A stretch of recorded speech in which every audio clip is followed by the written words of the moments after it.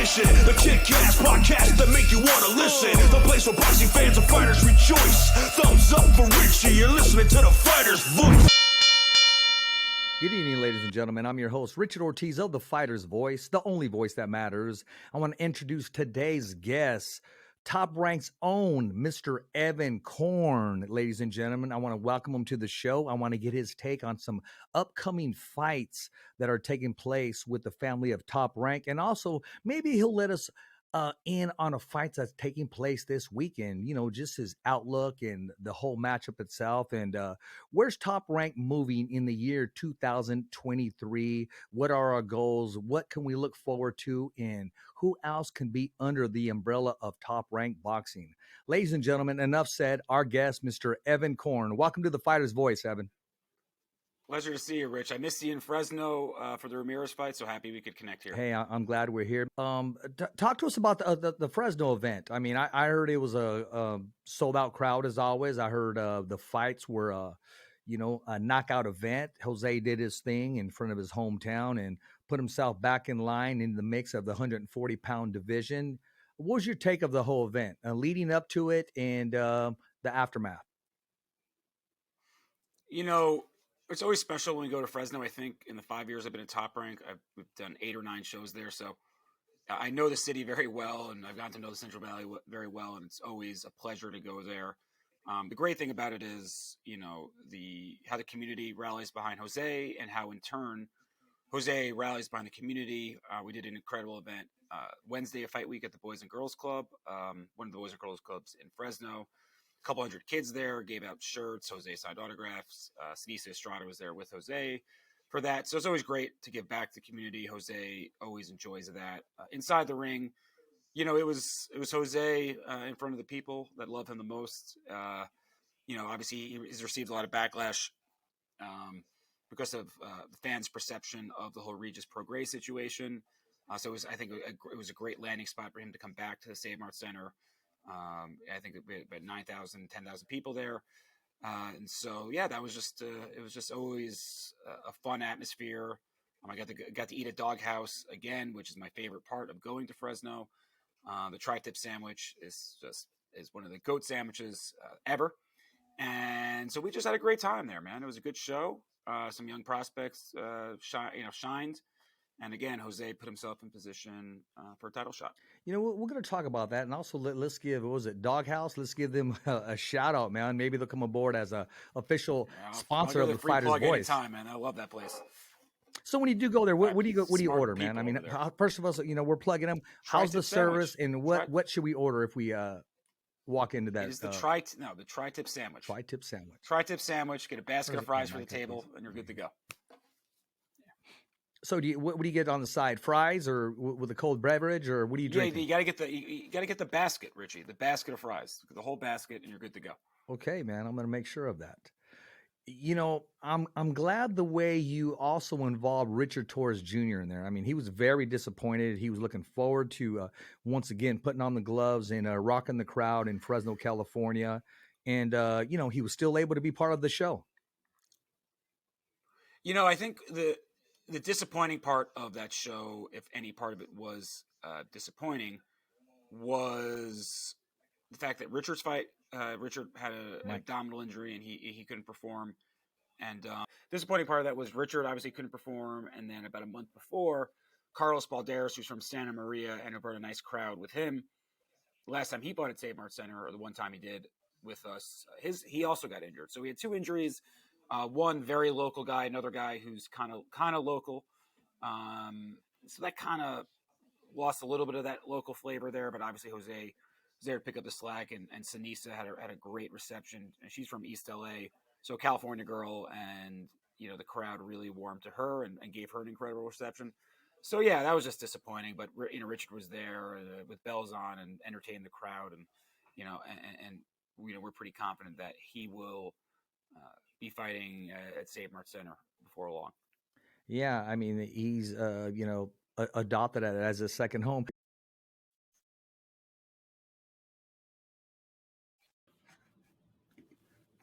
Yeah, I can. You're good. Yeah, you're still a little delay with you, Rich. I'm just saying, but I can hear you. Okay. All right. So yeah, once again, Richard Torres, he made himself part of the event, and just anything you ask him to do, he's going to do it 100%. Whether he's inside the ring, participation, and I got to take my hat off to his management team and his publicists. I mean, they're doing a great job marketing him. I mean, he has like 3 videos out every single day, and it's just he's able to give back and show people a different part of Richard Torres Jr. I mean, that's really a credit to him. Obviously, he's so well versed with social media, and he's embraced the social media platforms. So a lot of that credit goes to him. He's just a natural for it. And nowadays, we've seen with Ryan Garcia, obviously publicity and promotion and all that stuff helps. But when you can organically build a social following like a Ryan Garcia, and now I think Richard Torres is well on his way to doing that, that's only going to help your marketability and ultimately make you more money. So Richard embraced that really early on. And if all of our fighters were as savvy on social media as Richard, we'd be very happy. You just answered my question. I was going to say, are we happy with the direction that he's going? And you answered it completely. I just in the ring and out of the ring, very much so. Yeah, no, and as well as his mom and dad, his family, since day one, they've treated us from day one to, I mean, where he's at today. And I think more fighters should handle themselves the way Richard Torres Jr., both inside and outside of the ring, class act. Listen, not everybody's as fortunate as Richard is to have the support system, especially in family wise that Richard did. A great mom, great dad, sister, just the whole family unit, family structure he has there. You can tell he was raised right, raised by good people, and it's shown and it's manifested itself into the type of young man he's become. Evan, I want to talk about these big fights we got coming up, May 13th, May 20th, and then, of course, June 10th. But I want to stay on the topic of Jose Ramirez, the 140-pound division. I want to call it the meat division. I want to call it to whoever cleans it out, because Josh Taylor, hands down, you got to give it to him until he gets beat, is the best 140-pounder in the division. My take is the face of the 140-pound division definitely has to be Regis Prograis. But that's not taking anything away from Arnold Barboza, Jose Ramirez, because they do have the ability to also clean up the division. What's your take on the division? And do you think, once again, we'll have a unified champion when it's all said and done? Listen, whether a unified champion happens or not, whatever, Josh Taylor is the champ, is the lineal champion, former undisputed champion, but never lost his undisputed title in the ring. I would, it's at the top with the champions. There's some real good fighters. But I would say Regis Prograis would probably be the betting favorite over everybody else in the division right now, even over Josh, despite Josh beating him back in 2019. I think Regis probably would be a betting favorite if they fought again. But Josh is the lineal champ, the WBO champ. And then you have obviously 3 other belt holders in the division as well. But yeah, no, it's a fascinating division. And then you have, guys like Jose Ramirez and Arnold Barboza Jr. You're kind of waiting in the wings for a shot at one of the titles. And yeah, it's just it's a fantastic division. Regis Prograis is an incredible talent. And on the night in London when he fought Josh Taylor, he was Josh was slightly better. You could make a case; it was a very close fight. But yeah, just a very talent-laden division. People had asked me about the matchup before we get into it, Josh Taylor, and I always said, he's the bigger man. Oh, and you say clean out? Just to back up a bit, Josh Taylor did clean out the division. Let's be clear. Yes. Like Prograis, Ramirez, Baranchik, and now obviously he's taken on the guy, former, fully unified lineal champ at lightweight. He's taking on that guy, and if he beats Teofimo, he's right back there at the top of the heap. I think he is. And my take is, a lot of people have asked me, who is Regis Prograis going to fight? A lot of people do want to see that matchup. And I believe the bad blood, but also the business part is real with him taking on Jose Ramirez, if in fact it does happen. My betting favorite is, unless Manny Pacquiao says, you know what, I want to share the ring with Regis Prograis at a catch weight of 144 pounds, he's definitely going to fight the winner of Teofimo Lopez, Josh Taylor. That's my take. If I was a betting man, that's what I would say. Now, Can you discuss with us, has there been any contact with Top Rank to Regis Prograis for fighting the winner of that event? Well, I don't know if there's been talk specifically with Regis as it relates to fighting the winner of that event. It remains to be seen if Regis is, a promotional free agent and what he decides to do with his career. So, I think until Regis makes his decision on his future in the ring, it's kind of premature to discuss, who he fights, going forward. He's an incredible talent, it's boxing's better when you have great talents like him fighting and staying active. So we'll just have to wait and see what's next for Regis. I think we need to make another room because we have a mansion with all these special rooms of the 140 pounders. I think the Top Rank family needs to not only welcome him there, but give him a restroom and a shower inside of his room. Well, I'd love to see him part of the Top Rank family. No, I mean, I think, it's just speaking in general, not towards any one fighter, it's, and any promotional company, but Top Rank especially, it's, you want to put on the best fights and you want to have a roster full of very talented fighters. That's ultimately the goal. Great fighters, great fights. And that's, that'll take care of itself. Well, I agree with you, but I'm talking about when the fights come on, man. There's no cameras crisper or cleaner than ESPN. But I do want to take it back. Remember HBO After Dark, man? Those cameras were clean. You could see the sweat fall off, the blood trickling. And this is back in the day. There was no HD back in the day, so yeah. Oh, absolutely. But ESPN is the network of all networks, man. They take care of it. That's a great team you guys put together, and that's what you guys hold. That's what you guys offer is the networks, and the networks, that's the backing. There's where the money's at. There's where the popularity is at. That's what people want. I mean, I think the big selling point when we're talking to young fighters is, your fights, even coming up, you'll be on ESPN Plus. You'll be on an app that has over 25 million subscribers, which when you talk in the digital space of the apps that are aligned with boxing and that show boxing on a regular basis, no streaming platform has more subscribers, and it's not even close, than ESPN Plus. So, you're on the biggest cable platform in American boxing right now, and your fights will also be shown on the biggest streaming platform. So it kind of touches both eras. You got, obviously you have a lot of cord cutters and a lot of people that that their dominant form of entertainment watching are our apps like ESPN Plus and like some of our competitors, and then you have the linear portion, which ESPN still has tens of millions of subscribers. So it generationally we can sort of close that gap because our fights can be seen anywhere. All of our fights, even the ones that are linear telecasts, also stream simultaneously on ESPN Plus. So you can watch all of our content. Minus, the occasional pay-per-view with your ESPN Plus subscription. So I think that's an advantage we have when it comes to, showing these young fighters, you're not going to get better exposure anywhere than you will here. And even on the pre-fights, man, that are there, that are also on the ESPN Plus, the commentating. You got Christina Patra. You sometimes bring in Manny Robles, and you got Jamal Simplify Herring, and it doesn't get any better than that. And just the team itself, Timothy Bradley, Andre Ward, and Mark Kriegel. I mean, top notch in my book. Yeah, and we have a good crew there at ESPN, and I give Tim a lot of credit. He's the closest thing to Larry Merchant that we have in boxing these days. Because Larry, he would say things that upset people. Promoters didn't always like it, but if anything, he was fearlessly honest, and that's something that I respect about Tim. I adore Tim. Getting to know him these last 5 years, he's everything you'd want a champion to be outside of the ring. He's just a tremendous guy.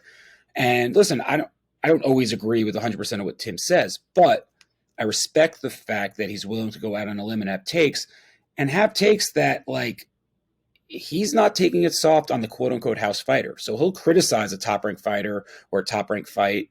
And I think fans respond to that type of honesty because, you don't, if all you're getting is sycophants and people that toe the company line all the time, fans can see through that. And so whether you like Tim's takes or don't like Tim's takes, you have to respect that he's bold and will go out on the wire, so to speak. You know, he's come a long way. I believe his first time he was behind the mic was your fight in Australia, I believe it was. And that was our premiere with ESPN, yeah. Yes, he's come a long way. I loved him, and wherever he sees me, he's always says hello, very friendly and fan friendly as well. And he's not afraid to speak his mind, and he does it, and he'll stand behind it. What I do like about him most of all is that he's been inside of the ring. A lot of fighters that have been inside the ring, they can't take that experience and let everybody know vocally exactly what's going on in there, and only a few can do so. And his comparison to Larry Merchant, my gosh, Larry Merchant has some of the best quotes ever. And a lot of times he would upset people. He would say things such as, "It made Cinderella look like a sad story. That music sucks. If I was younger, I'd kick your ass." And that's the thing. That's the upsetting part for me, is that he's now the Floyd thing was epic and at the time, but I kind of felt like that one moment has overshadowed really everything else. I wish Larry's legacy wouldn't be so tied up into the aftermath of the Mayweather Ortiz fight. At the time, why that happened, or my opinion on why Floyd reacted, was because that was at a time when Floyd and Manny kept getting asked after every fight, when you guys fighting each other, like, cut the shit. And Floyd knew Larry's next question was going to be about Manny. I truly believe that. And I truly believe that was going to be his next question.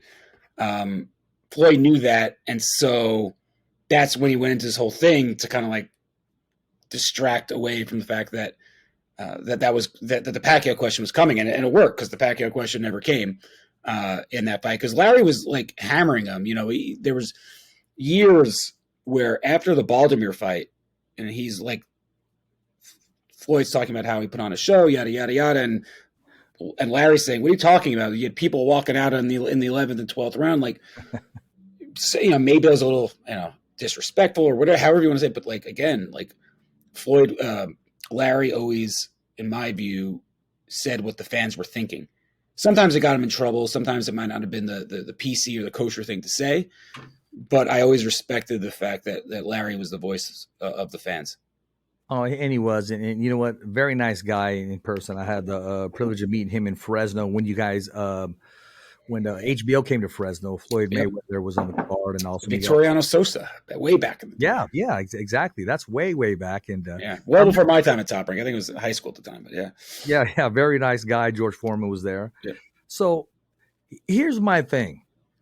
When it comes to being able to let everybody know the intelligence of being inside and outside of the ring, how does one make that transition from fighter to what makes you make the choice? Like, hey, I bet he'd be great on the microphone to call the fights. How difficult was that, or whose brainstorm was that to ask Timothy Bradley to get behind the mic, or Jamal Herring?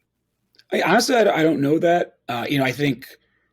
I can only assume. I think Brad Jacobs would be a better person to ask that question, or the production people at ESPN. But what I would say is, like, Tim and guys like Tim and Jamel were very very friendly, very eloquent, effervescent personalities, and a guy like Andre Ward may have been wasn't. Media. He wasn't like the most outspoken when it came to doing media, but when you saw Andre spoke, he was so polished, so well spoken, so polite, and I think that's what's so great about him and Tim is there's a yin and yang, where Andre is more measured. The way Andre talks, he's so great on the mic, and he's so measured, and it's like the way he fought. Every punch was carefully dissected, and and he's just very thought out. And Tim, when just sometimes, in the Provodnikov fight, most famously, was just throwing balls to the wall, throwing punches, and just going crazy. And I think that's sort of their styles in the ring, and now how they are behind the microphone to kind of mirror how they fought. Yeah, I remember one time they gave each other a hard time because they both showed up in a blue suit. He said, "Man, take your suit off. You got my suit on," and they would just always go at it. And I remember during the COVID time, Timothy, he got away with on air. He was eating a tortilla and a hot dog on air, and everybody talked about that. And they didn't know they can put the two and two together. Now, if you're Mexicano, you're going to put anything inside of a tortilla, and his wife is Mexican as well, so he exactly can concur with that, the hot dog or hot link inside of a tortilla. I don't know if you remember that. And it was just a great That was time. the hot dog sandwich thing. That was weird. Yeah. It was a bit weird, Tim. Yeah. It wasn't a sandwich. It was a tortilla, man. Not bread. Yeah. Tortilla. Yeah. Well, I can't roll my R's like that. So, but I enjoy, I've had some good Mexican food in Fresno. So. Okay, exactly. Well, you know what? Let's talk about May 13th, Stockton, California.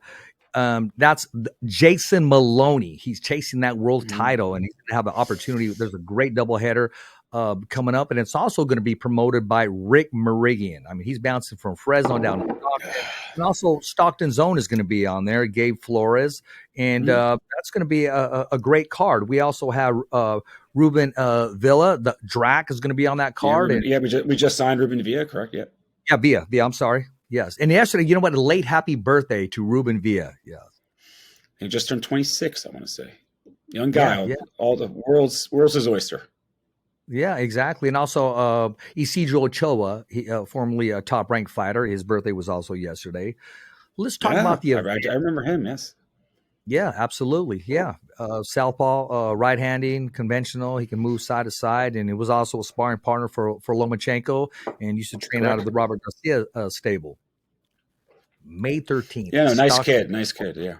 Yeah, very nice kid. What can we expect on that event?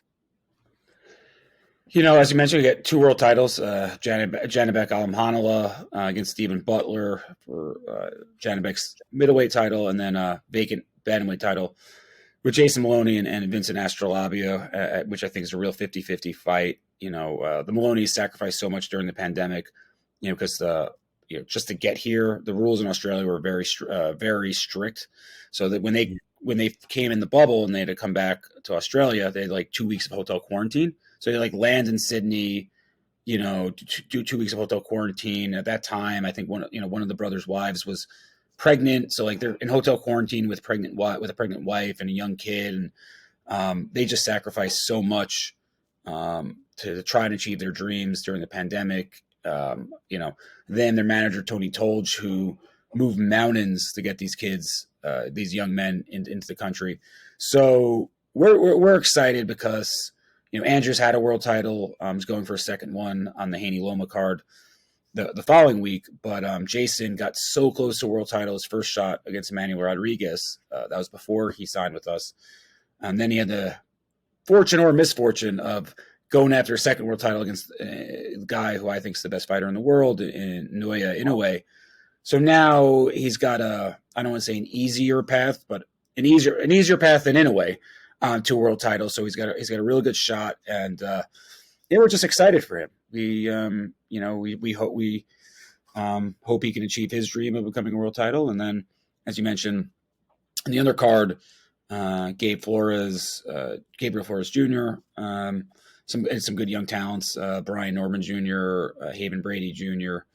I think there's going to be an announcement soon. One of the Vargas brothers, not Emiliano, but one of his older brothers, Amado Vargas, is penciled to be on the card as well. And then Javier Martinez, another Robert Garcia fighter who's in a real 50-50 fight against a fellow undefeated fighter. So, yeah, real exciting night of fights in Stockton, and our first time back in Stockton since Gabe Flores in 2019. I'm looking forward to that. I'm excited about that card. And, you know, I plan on wanting to do something special there when I show up. And just because I know the red carpet for you, Rich. Don't you worry. What's that? I said, we're rolling out the red carpet, Rich. Don't you worry. Okay, man. I'm going to be waiting for it. I'll be waiting for it there. And just let you know too, Evan, or let Brad know, if anybody gets a sore throat, man, I got my boxing sheet. I'm ready to go. I'll get behind it. Listen, I've honestly had nightmares that like Chinook comes down with like food poisoning the day of the fight. And that's like, the nightmare where it's like you auditorium with like your underpants or whatever, like my nightmare is that like Chinook calls in sick like on the day of the fight, and Brad Jacobs, and for whatever reason, why he would, but it makes me do the ring announcing. So good news is, we at least have you on standby for the Central Valley and Northern California events that you're at. So yeah, all the best health to Mark, but we got Richie. Oh yeah, absolutely. No, Mark's class act, man. Nice guy. I mean, he's come a long way. I mean, Mark has this, man. I love his catch lines, his slogans. He can't help but grow on you. I mean, he's a great guy inside of the ring and outside of the ring.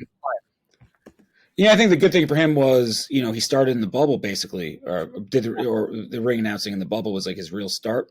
And so we're doing 2 shows a week. So it was trial by fire, so it's like, dude, he got very, very good very quickly because it was 2 shows a week.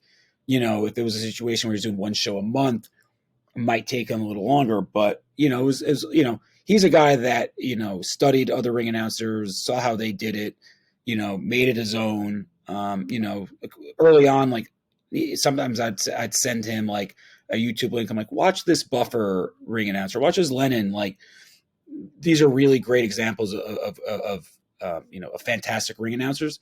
And so, yeah, he's taken the bull by the horns and taken the opportunity and run with it. I think, for my money, I know I'm obviously a very biased observer. He's a coworker and a friend, but I think he's the best ring announcer going today. I'd put him up against anybody, and that's no disrespect to, any other great ring announcers that are out there on our competitors, but Mark's fantastic. I think he's earned that right there. I like to see him do some more pay-per-view fights to build his resume. With coming up, but he's right there. Good segue, Richie. Good segue. We got a good segue. Exactly. No, exactly. I mean, it is what it is. I like Loopy. I like. There was a Martinez that is out there. Also, there's a guy. Of course, Bufford, but Lennon. I like Ralph. But I like Loopy because I like to see it. Lupe, we spent many years with us. Yeah, no, well, I adore Lupe. Yeah, and when you talk to Loopy, it's like he has this amplifier inside of his chest. I mean, the mic never turns off. I mean, great guy. Yeah, no, Lupe is again another class act. I had the privilege of spending a couple years doing shows on the road with him. His intro when Crawford fought Benavidez in Omaha was still. If I rewatch that, it gives me goosebumps. Just again, a fantastic guy, and I know he's busy now. He does Combate Americas for MMA. I've seen him do a lot of boxing shows. Yeah, real great guy, and yeah, he's I'm personally one of the best in the business. Absolutely, I'm personally partial to him because he happened to be the ring announcer that gave my son a 10 count. So that'll always be in my heart. And, Rick Morrigan was behind that. And, so sometimes like when I'm mad at Rick, I'm like, how can I be mad at this guy who did something beautiful in my life and something personal? Rick, listen, I'm saying everything I've said here. I've said to Rick's face, out of his mind, but knows how to fill a building and is a great promoter, like an old school promoter. People talk about there's like, I don't want to say club show promoter because that's not really pejorative because club shows are needed in this business. But as far as a local promoter, there's nobody better than Rick. Drives every promotion. He'll drive everybody at Top Rank crazy at one given time or another.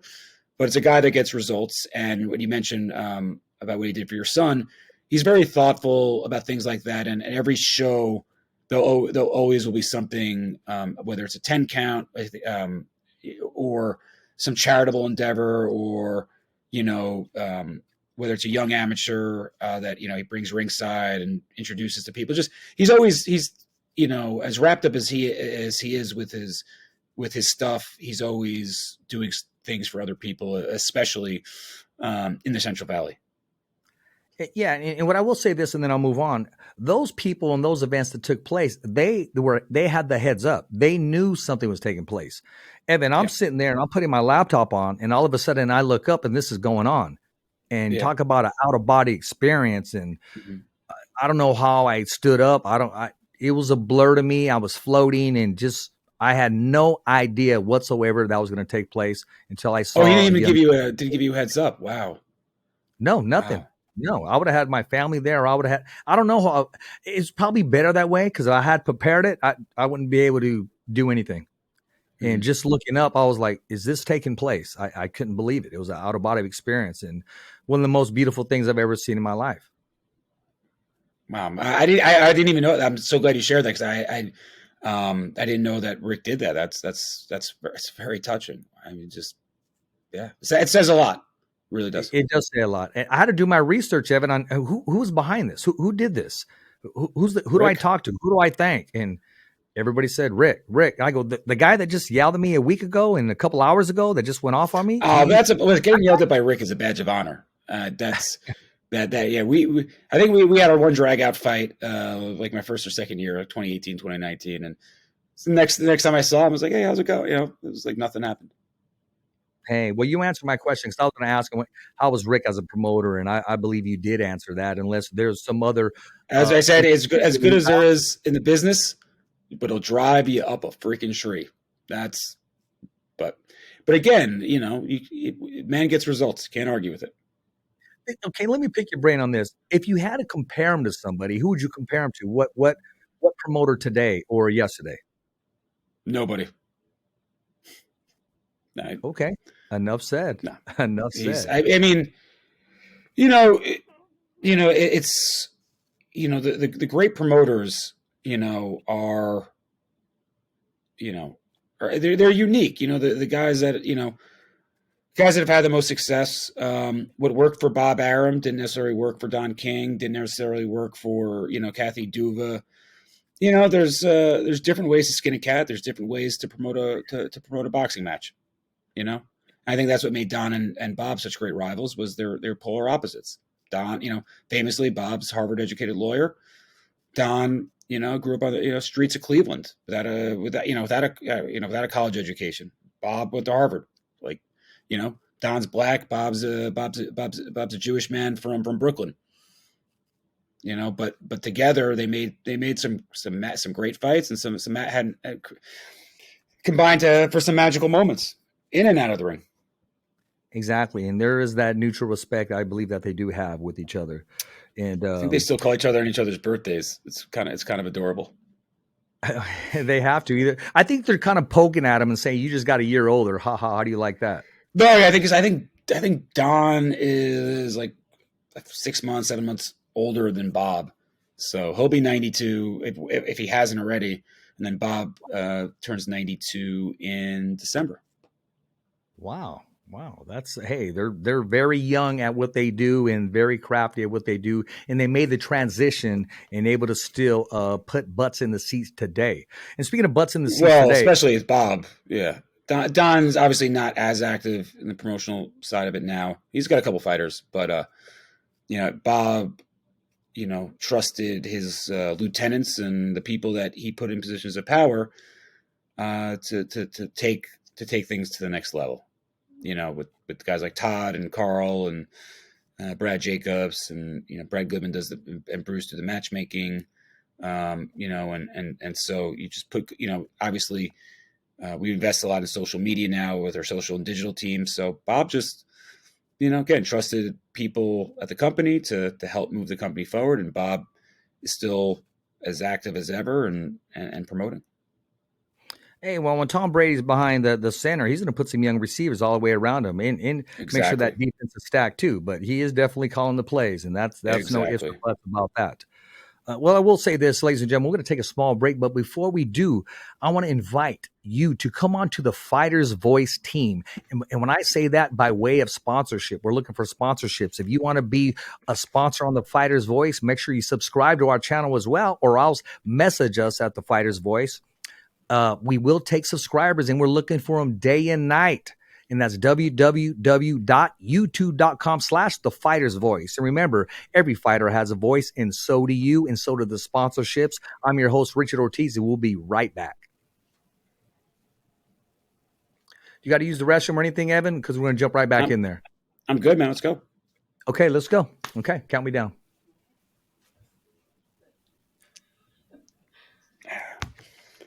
And we're back, ladies and gentlemen. I'm your host, Richard Ortiz of the Fighter's Voice, the only voice that matters. And I'm like our guest, Evan KORN. We're simply knocking out the competition. Evan, before we took the break, we were talking about promoters and making the transition, Bob Arum from yesterday's big events to today's blockbuster pay-per-view events. And, that's only the oyster. There's more coming up. I mean, you get to the inside and you just want to put some tapatio on there and just eat it and enjoy the ride. Now, I will say this. We got another big fight coming up, May 20th. Devin Haney, the undefeated champion, taking on the former undisputed champion. I want to say undefeated, but I remember he was former unified and lineal Ring Magazine lightweight champion. Yeah, I stand corrected by the man himself, Mr. Lomachenko. What do you think about the matchup? And I'm not going to ask you for a winner right now, but what do you think about the matchup itself? Is it going to live up to the expectation? Is it going to be an early night for one, Victor, or will it go the distance? Listen, I hope it lives up to the expectations. I think it will, but I can't. Listen, I can't guarantee. No, listen. I think it will. I think there'll be dramatic moments in that fight. How the question is, how is making 135 going to affect Devin in the ring? He's got a great nutritionist. He's dedicated. So he'll do everything the right way to make the weight. But, I know it gets harder and harder each time you go to that well. Does Lomachenko have one more great performance left in him? He's 35, but I think, even despite a long amateur career, I think a young 35. We'll have to see. Yeah, I mean, it's a fascinating matchup. However, whichever way you slice it, is Loma going to turn back the clock and have a Roberto Duran, Iran Barkley moment? Smaller, older guy against the younger champion, or is it going to be the true changing of the guard? Or the true superstar making performance for Devin Haney? I think whatever outcome happens, it's going to be fascinating to watch. So I'm just excited for the fight. We're obviously in the midst of promoting it, and it's a pay-per-view. ESPN, you could get on a ESPN Plus pay-per-view or cable and satellite provider, $60. So yeah, it's going to be a fascinating fight. Can't wait. It's a great matchup, and I'm glad you talked about the 135. When I spoke to Devin in Vegas, I mean, he is such a big kid for 135 pounds. Huge. I would definitely say this is his last fight at 135. If he takes the L, he may stay down if they run it right back, if it's a classic. I will say this, though, and you said turning back the clock, you brought up Iran Barkley or Roberto Duran. How many times did Roberto Duran turn back the clock? You got to remember Davey Moore and then the Iran Barkley and even turn it back, taking on a younger Vinny Pazienda, if you want to count those that trilogy as well. To compare it as such, yes, he is a very young Lomachenko. I mean, he handles himself very healthy outside of the ring. And he does what he's supposed to do, both inside and outside. I think he needs to take more risks to be successful. But after Devin won the belt, he's become a better opponent. I don't want to say, I'm sorry, a better champion, a stronger man, and the confidence is through the roof. And he takes the confidence out of his opponents by being that champion. Yeah, no, I mean, Devin, always has been a confident kid, but going to Australia twice, winning and then retaining the undisputed title has only made his confidence skyrocket. And Loma out not as talkative or loquacious, but confident in his own right for sure. I mean, just that ability. That's that Roy Jones-like talent, that comic book superhero talent. He was able to get away and still is able to get away with some things that fighters in their prime can't get away with. Just his natural ability, God-gifted ability, that is. I think we're going to see the Lomachenko of old. Going into the second half of the fight, I can't predict what's going to go on. I don't see any man being victorious by KO. I see this being a classic fight, Evan KORN, and absolutely living up to all the hype and expectation going into this event. Yeah, no, as I said, I think whatever happens, whatever result happens, it's going to be interesting at the very least. Well, I'm glad we get to see Nico Ali on the undercard. I'm a fan of his. I really am. And I, I know exactly it's baby steps with him. He's developing, but he is getting better. The man's putting in the work, and you can't knock him for doing everything that's asked of him, and also giving tribute to the one and only, the greatest of all time, of course, Muhammad Ali. But I'm always excited to see Nico Ali progress and take the opportunity that's in front of him and, run this race. I think the one thing is, and this goes for everybody I know who professional fighters who have sparred Nico or have been in the gym with Nico. He's dedicated kid. He respects the sport, and it's showed out. With his performances and with his results. So he's improved leaps and bounds since he turned pro. He's getting better with every fight. And so, as you mentioned, it's a process. We're not rushing the kid. And, we're giving him the fights that we feel are the right fights, or, really Brad Goodman, masterminding it on the matchmaking end of it, giving him the fights that are the right fights at the right time. And, eventually he'll get to a point where he'll take, real step up. Yeah. But for now, we're in a good position with him. I was just hearing rumor. Okay. I mean, I hear rumors on the streets that a possible matchup between him and Fernando Vargas Jr., if they can get the weight right. Yeah. I don't know. I don't know about that. Fernando Vargas Jr. It's, I think, like a weight class. He's weight class or two below Nico at this point. And I know they're friendly. So I don't know, listen, the publicists and me, we'll have to put Ali versus Vargas on a poster. Whether that fight makes sense in the future, time will tell. But we'd love to. It'd be great to pair Nico in with another famous last name, right? Of course. And let's all talk about Oscar Valdez also on the card with Lopez, and correct. Oscar Valdez looking forward to getting back in the ring and see what happens. Where does he take the second half of his career? Where does he go in his new journey?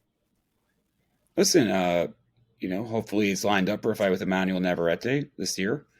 If he's successful against Adam Lopez, and that'd be a great, if it were to happen, a great all-Mexican showdown. I think one of the best all-Mexican fights you can make. I mean, it's two of the purest. Talk about the epitome of a Mexican warrior. The Oscar and Emmanuel's names should be in the dictionary. So that would be an incredible fight. Absolutely, I agree with you. Now let's jump ahead. Let's jump ahead. Teofimo Lopez, Josh Taylor. Let's dissect this for what it is. What do you think about the matchup? What do you think the outcome's going to be without naming a winner? A stoppage, or are we going the distance on this fight? I don't know. I mean, it's tough to say stoppage, or nothing would shock me in this case. Both guys have something to prove. Teo, his third fight at 140 pounds. I don't know if he's looked like the vintage Teo just yet at 140, but I think this will be the best version of Teo we've seen since the Lomachenko fight. And Josh has a lot to prove, coming up what will be a nearly 16-month layoff, and coming up for the fight against Jack Catterall that a lot of people thought he lost. I thought it was a very close fight, but again, not a vintage performance from Josh. So he hasn't looked like, he hasn't been, at his best since he beat Jose Ramirez nearly 2 years ago. So a lot of questions for both guys coming into this fight, which I think, makes it a fascinating fight. You have two guys with big personalities, talk a lot, engaging both in and out of the ring. So, this is a great matchup of styles, talkers, and boxing fans, are rightfully excited for this one. Well, I will say this. If this fight does not motivate Teofimo Lopez, there's no other fight out there that's going to do so. They've wanted this fight since they beat Lomachenko. Sometimes you got to be careful what you ask for. But at the same time, Josh Taylor, let's talk about that fight. I don't think he lost. I don't think he won either, if that makes any sense. It was enough. He still retained his belt. He still went undefeated, and we moved on from that chapter. But that was a very close fight. I will agree with you on that. But a lot can say about Teofimo's last performance. And I'm a fan of both gentlemen. Before I pick my winner, I'm going to have to see something at the weigh-in or something that's leads me to the other. But I will say this: Josh Taylor's a mean fighter. He's a mean person inside of that ring. Bad boy in that ring, Josh Taylor. That's you know, he's a tough son of a gun. And again, I think now because of the Catterall performance, that wasn't his best. He's now, I think, kind of underrated. People kind of are forgetting the fact that he essentially cleaned out. Not essentially, he did clean out the 140-pound division, and are sort of taking it for granted. And people are going off what Teofimo showed in his last fight, and so again, you have two guys with a lot to prove on both sides of the coin. Evan, I don't see this fight going the distance. I just don't. Well, I would not be surprised if it ended in KO, but I could see a real 12-round battle. Really could. No, as I said, nothing here would surprise me. Well, what does surprise you? What surprises you in your role here at Top Rank Boxing? When you go to your job, and it's not your normal job, there's always something, either a fighter wants this amount of money or this fighter doesn't agree to the terms. What surprises Evan KORN on a daily working for Top Rank Boxing? Man, everything. It's tough to pick out a specific now. The most shocking thing I've ever seen at Top Rank was Robesi Ramirez losing his pro debut. Nothing will ever top that, I don't think. And he came back and is now a world champion, which is kind of a cool full circle moment. But you get surprises every day, Rich. Every day. How do you deal with the adversity? I mean, now with your role, how do you deal with it? Who's your right hand man? Who do you go to when you have a concern? I don't want to say problem. When you have a concern, who do you go to? No, I'm we have a great team here. Brad Goodman obviously is a sounding board. Brad Jacobs is kind of like my direct boss. So those are two guys that I know I can always text or call if there's an issue. But it's we have such a good team here, thankfully, and that makes work a lot easier. You got to meet two great people, two great fighters. First of all, what was it like meeting Mike Tyson? I met him for like a brief couple minutes, but that was amazing. Yeah, that's as a kid who grew up watching him, and it was he was very stoned at the time because he was doing that podcast where they smoke weed and stuff, and he was I don't know. He probably didn't know me from a hole in the wall, but a great moment to get to meet him for sure. That's one of the perks of the job is you get to meet people like that, people you grew up watching fight, and in some cases look up to, and So yeah, that was just great. What's it like hanging around the big guy, Tyson Fury? I mean, in my opinion, I haven't spent as much time. He's been in the UK the last couple of years. Business, the Gypsy King, one of the best nicknames. It's in the time. I knew it at the time when I was spending more time with him when he was fighting in America, but always knew that it would be a singularly unique experience. I would never meet anybody else like him. Never. And this comes with age. I cherished and just those moments and try to take as many mental snapshots as I could. Because I knew you're never going to run to another Tyson Fury. So he's everything you see is what he is. And he was honestly, as far as like superstar fighters go, pretty easy to work with. Like was on time for everything. If he committed to something, he'd do it. So you didn't have to deal with like lateness and things like that. So I have no complaints and some great stories that I cannot tell on the Fighter's Voice, but he was fantastic, or is. We still obviously co-promote him with Frank Warren. Just fantastic to work with. Hey, well, you can tell me those stories when we're sitting at the bar, and I can almost bet that your beer is probably a dark beer. No, I got a nice wheat beer, Rich. Nice, nothing, nice light, something light, something that you could drink a few of. The IPAs, it's like one and done. If you could describe your personality or what you do or your life that you live in one word, what would it be? My personality? Well, I'd say describe my life. I'd say 2 words: controlled chaos. but fun. You know, I'd rather be doing this than anything else. Personality, I don't know. I think as I've been here 5 years and I've grown into my role, I'm less liable to just like take shit. Like I'm not as nice as I used to be. You know, I think that just comes with because we're dealing with a lot of crap. You know, but it's not like, again, it's not the worst thing in the world. I'm not out here curing cancer or solving world hunger. At the end of the day, I realize that I'm fortunate to work in boxing and to try not to take it too seriously. But sometimes, you know, my role, you know, as publicist, you kind of have to be the bad guy. And if you do what I do, and you know, if you have a 100% approval rating, you're not doing your job. Well, you're doing a fine job, Evan. And but that's the truth, man. You can't please everybody, and sometimes you have to be an asshole. Yeah, well, I've had the opportunity of meeting the non-asshole Evan. I mean, you got close to the ass, but you didn't quite cross over to the hole. If you get my I'm sure there's a couple times where like what crawled up Evan's ass, but again, it happens. Yeah, well, enough said. But you've never turned down an opportunity to be a guest on the Fighter's Voice. Anytime, Rich. Anytime. Yeah, you know that. Appreciate that. And you know, how do we follow you? How do we stay in contact with Evan KORN on social media? Yeah, Twitter and Instagram, Cornerman44 with a K, so KORNER, Cornerman44. I think that's both Instagram and Twitter. I don't even know, but I think so. Yeah, well, we'll find out right now because they're going to go to it. So hang around even after we close. Well, ladies and gentlemen, I want to thank everybody that's tuned in. I want to thank the questionnaires that I'll be sending to Evan, or else we'd never get off the show. There's a lot of questions that were coming in. And thank everybody and everybody that's subscribed to the channel. And if you have not, please subscribe. www.youtube.com/thefightersvoice. Remember, every fighter has a voice, and so do you. I want to thank our guest, Mr. Evan KORN, Top Rank's own. As always, it's a wrap. Thumbs up for Richie. Okay, fight fans, it's not goodbye, but until next week. Remember, It's always voiceography at its finest.